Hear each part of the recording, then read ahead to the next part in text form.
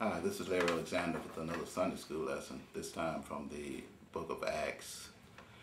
G.K. Chesterton once wrote, "For whatever is or is not true, this one thing is certain.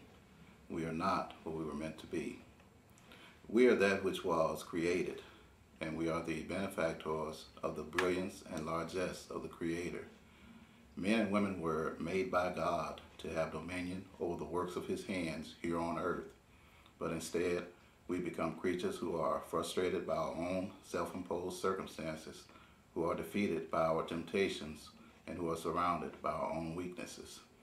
And so it is into this seemingly hopeless situation that God sent us His only begotten Son, so that whosoever believes in Him will not perish, but rather would have everlasting life, and then make it possible for us to overcome an otherwise sad and doomed state of existence, and help us to understand and become what we ought to be."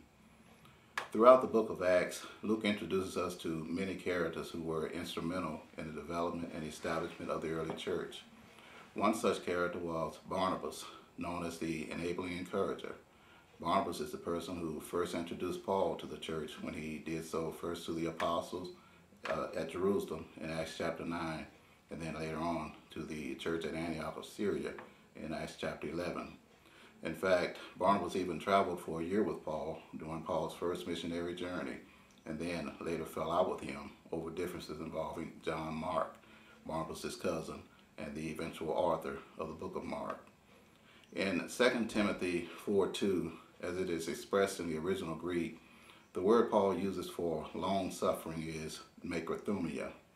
It describes a spirit that never grows irritated, never despairs, and never regards any man as being beyond salvation. Rebuke should never be such that it drives a person to despair and takes the heart and hope out of them. While certainly a person must be rebuked from time to time, they must also be encouraged. Because in life, the winds are often contrary, and sometimes when we're up against it, life can be a desperate struggle. But it's in times such as these that none of us has to struggle alone. Why? Because Jesus comes to us from across the storms of life with His hands stretched out to save, and speaking in a calm, clear voice that bids us to have no fear. "Be of good cheer and be not afraid," is what Jesus said to Peter. And despite Barnabas falling out with Paul, he clearly reflects Jesus' image of encouragement. But it doesn't really matter what we take away from this story of Barnabas' enabling encouragement. In fact, it's not even what Jesus did that day in a storm in far-off Palestine when He walked on water to encourage Peter and the disciples. But rather, it is a sign and a symbol of what God always does for those who believe in Him. And it says, in effect, that when we are in danger of being overwhelmed by the storms of life, God will keep in perfect peace the mind that stays on Him because it trusts Him. Amen.